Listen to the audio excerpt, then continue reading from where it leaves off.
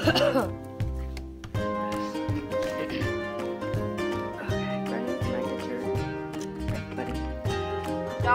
we're making trenches.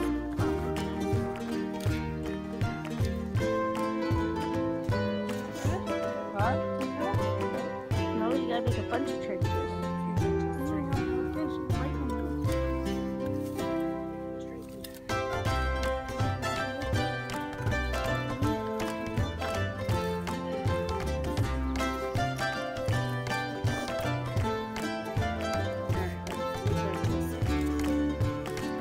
That was fast.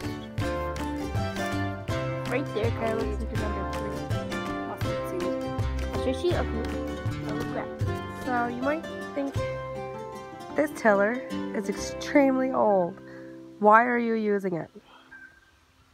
Well, for one, I'm using it because it was my grandparents.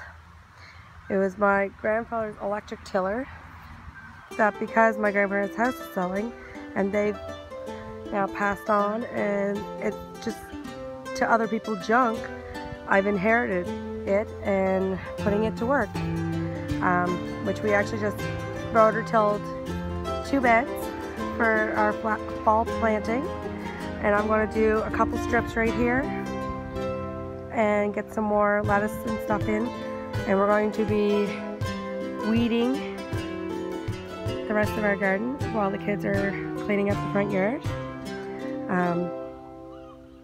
This might be a little history lesson on why I've taken the dive into homestead. You could say I was raised on homestead. My grandparents were a big part of my life, and my parents, my stepmom, my dad was a big part of my life. And saying that, my grandparents and my dad and my stepmom all homestead. So gardens were put in, animals were raised, because that was your food in the winter, when the winter came. You ate with the seasons, and you pickled and bottled come late summer, fall. And this is what I want to teach my kids how to do, because being self-sustainable, self-sufficient is very rewarding, for one, and two, you're prepared for the what-ifs. You're prepared for in an emergency where the power's out, you have canned goods that you can use on the fly. No heating required. And just open and eat. Where other people that don't have these canned goods might have to require a microwave to heat up something for their supper. Where it could be a financial struggle for other people to go to the grocery store and buy their food. I'm teaching my kids from a young age, 12, 10, and 7, to be self-sufficient, be self-sustainable.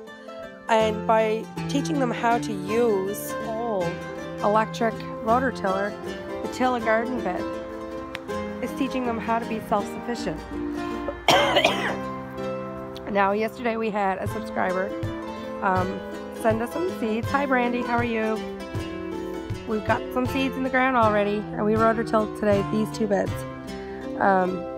So we put dill and marigolds in this one, and I'm yet to put something in the far one.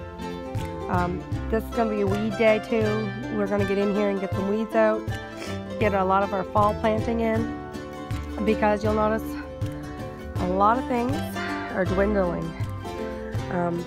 Turnips, tomatoes are starting to bloom, but some things like the turnips and the lettuces and my zinnia that my cat broke off, and these lettuces are all starting to thin out really well. So they're going to be all taken out today, all the lettuces and the lettuce over in that, and these beds are going to be re-tilled and redug up. Just leave it, Brody. There's another bloom on there, and it's going to start blooming again. And we're going to do some fall planting. Everything got a nice watering this morning at about 6:30 in the morning, 7. So everything's looking really good. And we're going to start tilling up that last row right there. And in that row, I'm going to put some other herbs. But my main thing is I'm teaching my kids how to do these gardens up and do this gardening to be self-sufficient. Teach them this is where food comes from, and to be able to have this life goal and this knowledge will help them down the road. How will it help you, Brody? We can have food for ourselves, and we can provide for ourselves so we don't have to depend on the grocery store. How will gardening and homesteading help you, Brendan? None. None? Do you like eating carrots? Do you like eating lettuce? Brandon's scared me with the ant. He scared you with an ant? You don't like it. But do you like cucumbers? Do you like string beans? We walk around. No, But do you, hey, I'm still talking to you. Do you still like quail eggs? He's gone. What? Don't scare him with a worm. So how's a homestead going to benefit you, Brandon? You like shoveling, cleaning out chickens? And how's it going to help you with your stomach? We provide our own food. These guys don't understand really why we're doing the homesteading yet. Well, he doesn't, and he really doesn't either. I do. But she does. I love it. I watch. You like the salads? Me too. Guess what? You see all these little yellow blooms on my tomato plants? That's all tomatoes.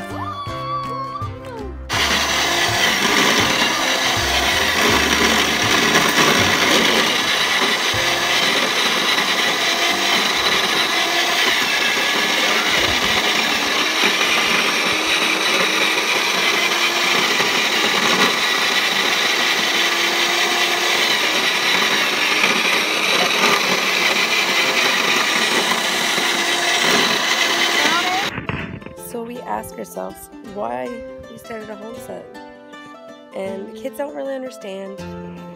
They don't understand that back in the olden days, if you didn't have your homestead, you didn't eat. During the Depression, you didn't eat if you didn't have your supply of food, nutrients, and anything that you could can or bottle.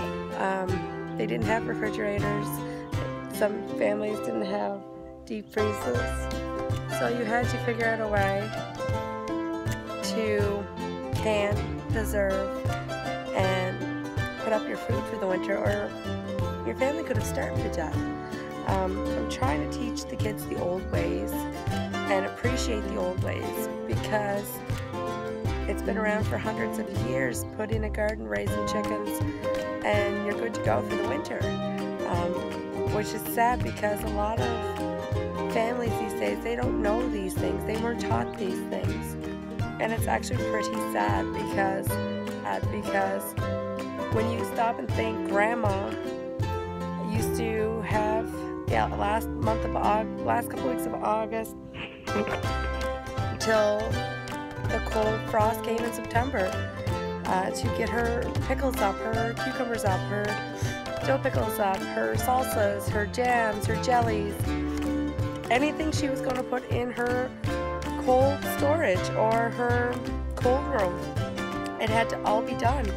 And we pulled away from that as society. We pulled away from the homestead, because it's easier just to go to the grocery store and pick on demand of what you want. But at the same time, by going to the grocery store, you're in a rat race where you're going to cost yourself up to couple $100 every couple of days or a week to feed your family, which is, when you're, say, a family that has one income, can be very costly. It can be very much a financial struggle. And this is what I'm trying to teach my kids is, okay, we have a homestead. It doesn't mean that we're poor. It doesn't mean that we're gonna make YouTube. I started my homestead before I started my YouTube, because I want to show my kids the old ways of life, the old ways of growing, pickling, canning, just being as self-sufficient as possible. And another reason why I like homesteading and why I'm teaching my kids to homestead, because when we lived in the city, we couldn't do this. Go, Brennan. Go. They wouldn't allow me. Go, Brandon. My kids didn't have a life to play and be kids in the city.